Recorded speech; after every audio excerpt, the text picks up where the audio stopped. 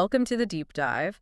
Have you ever stopped to think that maybe ancient spiritual ideas and, cutting edge science could actually be talking about the same thing? The same, like, mind-bending cosmic events. Yeah. Today, we're diving into something that feels, well, pulled from both a spiritual text and a sci-fi movie. We're talking Last Judgment and the disintegration of matter. It's really fascinating stuff because concepts laid out, decades ago in this spiritual work, the Grail message, Right, by Aboriginal. exactly, penned early 20th century, offering these deep insights into, well, universal laws. Hmm. They find these really striking parallels with brand new discoveries in astrophysics, especially, how stars live and die, So our mission today. is pretty much to explore those connections, connect the dots, you could say, between that spiritual insight and what scientists are actually observing, help you see the bigger picture of the Yeah. universe and maybe your place in it too. And our main source here, it's Dr. Richard Steinpak's book. Right. The inconceivable, here it happens. Yeah, and he really digs into it, compares the Grail message, with what top astrophysicists are actually saying.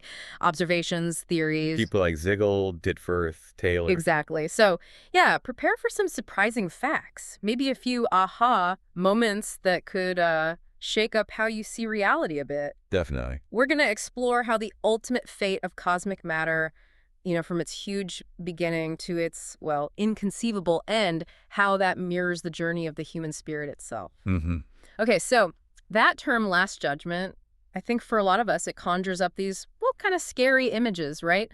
Trumpets, fire, some big dramatic, maybe arbitrary divine act. That's the traditional picture, absolutely. Often quite fear-based, but the Grail message, it offers a totally different angle. How so? Well, it sees the Last Judgment not as like a miracle or something imposed from outside, but as a completely natural process, something that happens totally according to the laws of creation, immutable laws. Natural. Yeah, and a key idea here is that the world of matter, the physical universe, it isn't eternal. It wasn't always here. It won't always be here in this form. Right, it cycles. Exactly. Yeah. It cycles through coming into being, disintegration and reformation.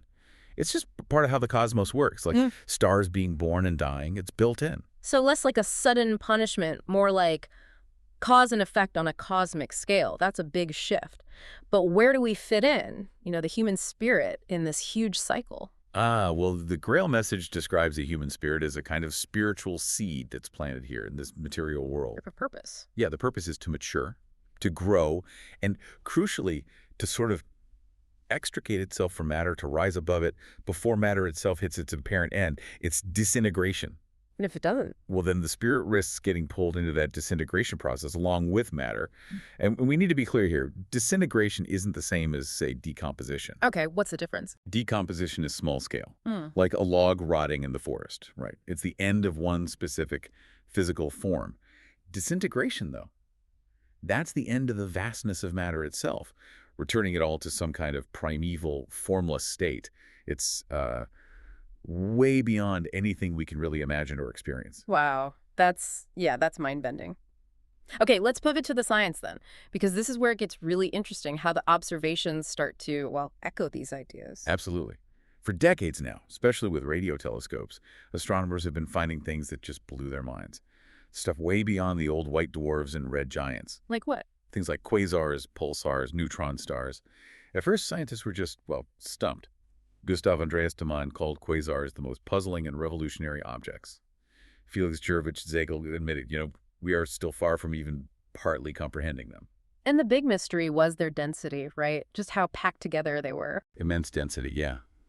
That analogy from Hoymar v. Ditforth really paints a picture. He said, a piece the size of a matchbox, if you put it on Earth, would immediately break through the Earth's crust, not coming to rest until it reached the center of the Earth. Unbelievable. A matchbox heavier than a mountain, basically. Pretty much.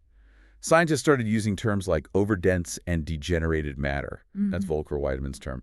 Now, here's the really striking thing. The parallel. Yeah. The Grail message, written about 40 years before these discoveries, specifically mentioned that gross matter has levels that are much denser and heavier. And it talked about the overripeness of matter, leading to its disintegration. 40 years before. About that, yeah. So you have two completely different sources. One spiritual insight, one hard science, both pointing to this extreme state of matter, something beyond the threshold of normality. It's a really powerful conceptual link, don't you think? It really is. It makes you think. And, okay, as we're talking about these immense cosmic forces, the Grail message, it seems to bring it right back down to us, to the individual spirit. It suggests a deep connection. A very profound connection. It says the human spirit, while it's here in the world of matter, actually takes part in its great and internal rotating movement. So we're part of the flow. We are. And as matter itself evolves through its cycles, the spirit within it does too, until it reaches this kind of boundary line, a point where the part of creation we inhabit slowly drifts toward disintegration. Okay, and when it talks about the material world here, it's not just our physical bodies. No, that's important. It includes the gross material world, our physical bodies, yes, but also what it calls ethereal matter. This forms our soul bodies, sort of like cloaks for the spirit itself. Science mainly sees the gross matter, obviously. The Grail message describes both and how they influence the spirit's path. But this whole idea of drifting towards disintegration, it's not meant as, like, a threat, is it? Like, be good or else. No, not at all. The text emphasizes it's not a horrifying threat of, eternal damnation. It's describing natural, lawful outcomes. Consequences based on the spirit's own free will, its choices, its direction. So consequences, not punishment? Exactly. It talks about spiritual gravitation.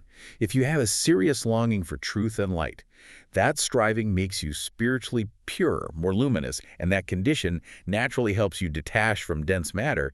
It sort of drives you upwards. And the opposite. Conversely, he who believes only in matter keeps himself bound to matter by his conviction. Yeah. Your focus, your belief, literally ties you to that level, which, raises a pretty big question for all of us, doesn't it? Yeah. Like, how does my inner state, what I truly long for, affect my connection to the physical world and ultimately my fate in these big cosmic cycles? That's the crux of it. Your inner orientation matters, cosmically speaking.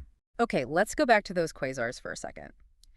Taman also said they were the brightest objects in the universe, radiating like 100 times more light than a whole galaxy, despite being small. How does that fit? Well, one way to see it is as this tremendous withdrawal of light from these overdense degenerated stars. Ah, so the light isn't just being bright, it's leaving something. Potentially, yeah. And the Grail message links this withdrawing light to energy, a spiritual nature. It suggests something spiritual, some kind of vital essence, is actually leaving these dying stars in huge quantities. Oh.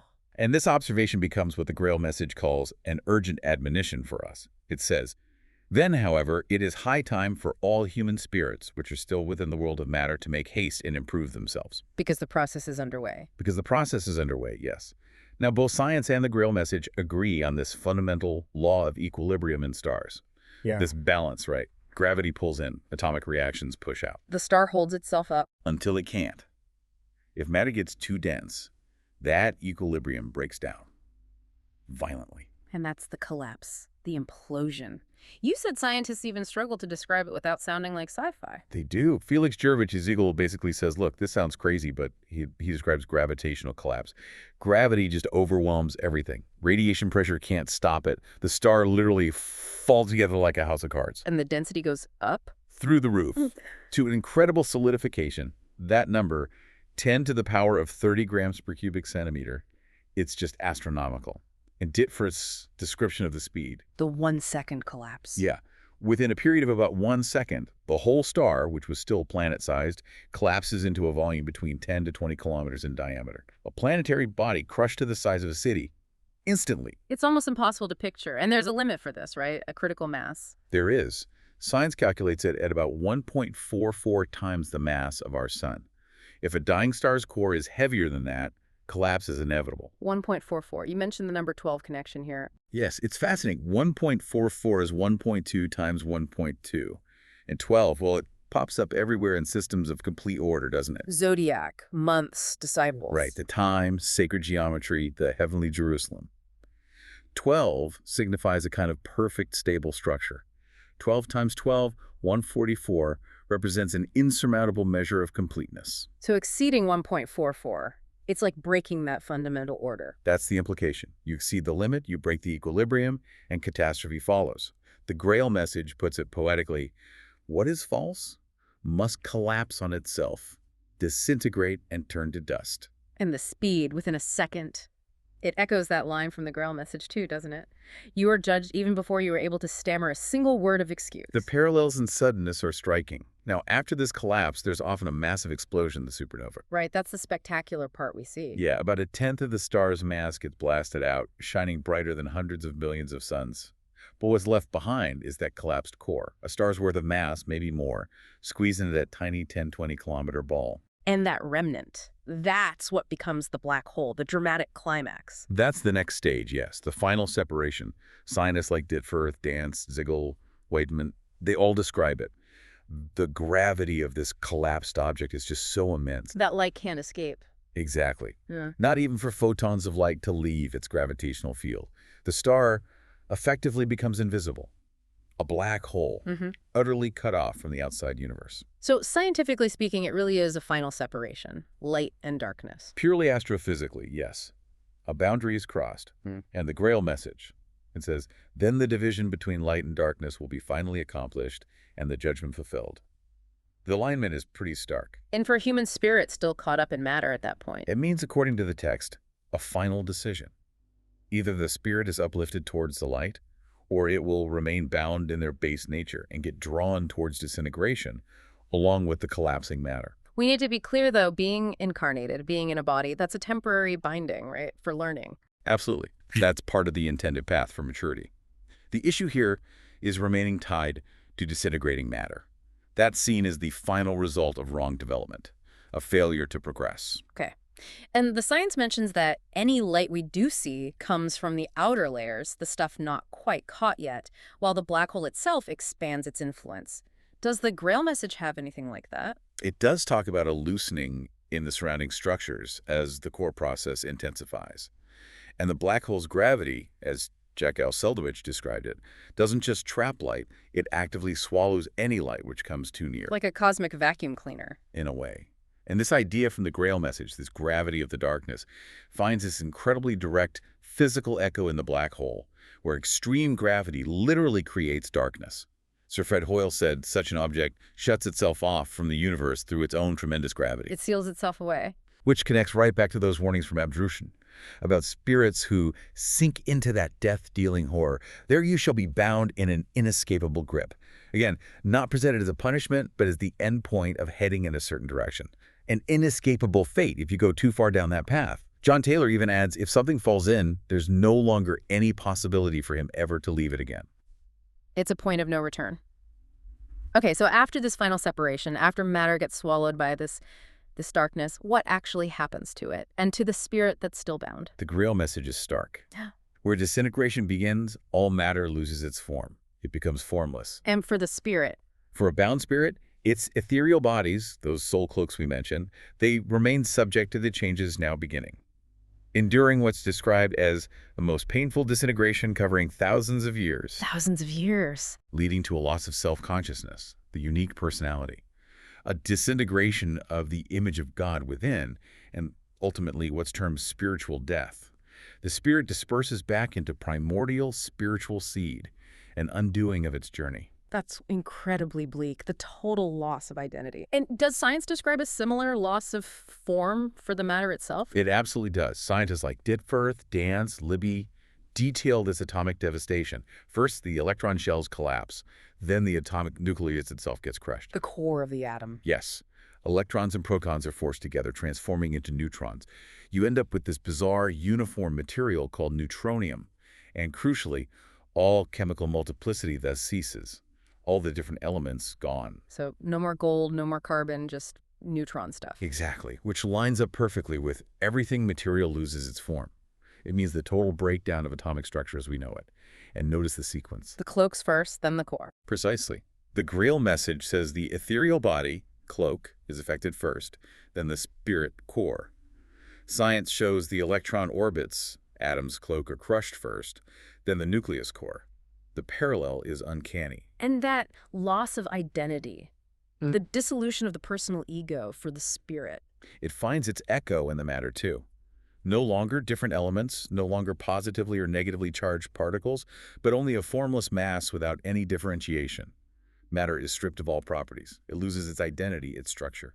You mentioned the idea of the cross in matter being obliterated. Yes, that's a fascinating concept from the analysis. Think of our material world being structured by differentiation. Vertically, you have the elements, ordered by atomic number and weight. Horizontally, you have positive and negative charges. That forms a kind of conceptual cross underpinning material structure. Okay, I see. When all that structure collapses, when differentiation is lost, that cross that is inscribed in it is also obliterated. Its arms are no longer stretched outwards, it collapses into itself. The very blueprint of our known material world dissolves. Wow. Okay, the Grail message also used words like torn apart and crushed for the bound ego. That sounds like more than just pressure, like some kind of violent motion. Yes, and science backs this up. Black holes aren't just static points of infinite density. They're typically in inconceivable fast rotation. Spinning incredibly fast. Right. While the inner atomic motion has ceased, the outer rotational motion can increase to a raging whirlwind. It's a consequence of that broken equilibrium we talked about. And the Grail message calls this the sucking power of the vortex of disintegration. And science sees this suction too. Oh, yes. Volker Weidman confirms the black hole can suck up and tear away matter and light from the universe. That old coffee mill analogy comes to mind again. Beans drawn down, torn apart, crushed by the rotation. It captures that sense of violent vortical destruction. Okay, and then there's the whole relativity aspect. Time behaving strangely near a black hole. Ziegel's description sounds completely paradoxical. It does. Relativity makes things weird near extreme gravity. So, an observer falling in would apparently see the entire future of the outside universe flash before them in moments. The whole future. According to the theory, yes. Making their own fate seem even worse, seeing what they gambled away. The Grail message has a line. He is only stirred up so as to come to the dreadful recognition of his fall. It resonates with that sense of final, horrifying clarity. But someone watching from outside sees it differently. Completely. An outside observer sees the fall as taking an infinitely long time. The person seems to slow down and freeze at the edge, never quite crossing. Yet someone actually on the collapsing star, if they could survive and had a watch, might experience the whole process in maybe 10 minutes. So future flashing by, infinite slowness, 10 minutes. How can they all be true? How does the spiritual view fit with this? Well, the scientific time dilation effects relate mainly to the physical body's motion and the observer's frame of reference. The Grail message focuses on the spirit, the real ego, which it considers an independent mobile system. So the spirit's experience is different. Potentially, yes. A spirit that's rigidly bound to that dissolving matter, its own inner spiritual movement might have slowed or stopped. So the incredibly rapid outer movement of disintegration could be perceived from that static inner state as lasting a relatively infinite magnitude. It's about the internal perception versus the external chaos. That's a lot to wrap your head around. This whole journey, collapse, disintegration. It sounds so final. But you mentioned earlier, maybe the end is also a beginning. That's the crucial turn, yes. Both sources suggest disintegration isn't the absolute end. Some calculations in astrophysics suggest even the neutron star stage isn't final. Contraction might continue to a mathematical point, a singularity, which might then actually disappear from the universe. Disappear, but the Grail message says nothing is truly destroyed. Exactly, it clarifies. Disintegration is not the same as destruction. Nothing can be destroyed. It only relapses into a primeval state. It's a transformation, not annihilation. And science is starting to see hints of this cycle, too. It seems so. Volker Weidman points out that the Big Bang, the primeval detonation that started our universe, mathematically looks like almost a reverse of gravitational collapse. A collapse running backwards. Kind of. And John Taylor even speculates about white holes, the opposite of black holes. Things that give out matter and energy, create rather than consume. Maybe, he suggests, originating from another universe. Wow. So the cycle. The Grail message puts it very simply. Because it is overripe, the world of matter is now entering a period of disintegration and simultaneously drifting towards a new birth. Endings and beginnings are linked. And for the spirit that didn't make it out, that got disintegrated, is there a rebirth for it too? Yes, but a very different kind. The text says unconscious spiritual substance is again set free. It returns to the cycle, but not as a conscious individual. It's back to being an unconscious seed, needing to start a whole new course of development in a new part of the world. A complete reset to the very beginning of the spiritual journey. Back to square one. Okay, so the big question, the one everyone probably asks, when? When does this disintegration happen? Right. And the Grail message is clear. It's not simultaneous everywhere. Hmm. The last, that is the final judgment, comes one day for each material celestial globe, but it does not take place simultaneously in the whole of creation. Ah, so different stars, different galaxies, they reach this point at different times. Exactly. Yeah. And that actually fits perfectly with scientific observation. It explains why astronomers see stars at all different stages of life right now. As Ditfurth said, they're at different distances, different ages, different generations. Each follows its own elapsing biography according to these laws. So it's an ongoing process throughout the cosmos, not one single future doomsday. That seems to be the picture, yes. But the text also says that even within these vast timescales, there comes one definite year which is absolutely decisive for the necessary separation. There are critical moments. Yeah. And scientists like John Taylor offer that sobering thought. Billions of years will pass, but in the end, the black holes will engulf us. It sounds inevitable, eventually. From a purely material perspective, perhaps, but the Grail message offers the spiritual path. Happy is the human spirit whose development permits it to extricate itself from matter in good time. Achieving that means salvation from the danger. It means entering into eternal life. So the signs in the skies that science is observing. They're presented not just as fascinating phenomena, but as that urgent admonition for humanity. These cosmic events suddenly become deeply relevant to our own choices, our own spiritual journey right now. What an absolutely incredible deep dive this has been. We've really unpacked this idea of an eternal cycle, creation, disintegration, reformation, not just spiritual theory, but something science is now grappling with too. We've seen these amazing parallels. The degeneration through overripeness, the sudden collapse, that final separation of light and darkness, the loss of all structure and differentiation inside, even shrinking into that vortex. It's described in both the Grail message and modern astrophysics. Yeah, it's quite remarkable. What was once perhaps inconceivable, this idea of matter disintegrating, has really become, through science, a measurable, calculable, physically incontestable reality.